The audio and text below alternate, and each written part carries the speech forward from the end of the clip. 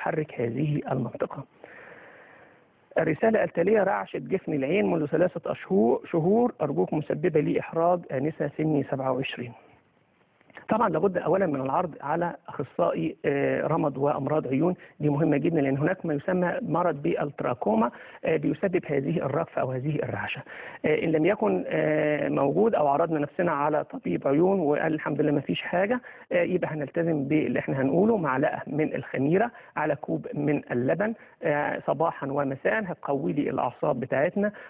دي من الاشياء مهمه جدا. ايضا الاكتحال بكحل الاسمد من الاشياء الطيبه قوي اللي فعلا بتسبب راحة للعين وجلاء للبصر، وبالتالي هنقدر نجد فيه نتيجة طيبة جدا في هذه الحالة. وطبعا غسل الماء باستمرار على الأقل 7 مرات يوميا بالماء الدافئ هتزيل أي ميكروبات أو أي أتربة عالقة بالجفن، وبالتالي أيضا هتريح تماما جفن العين من هذه الرعشة.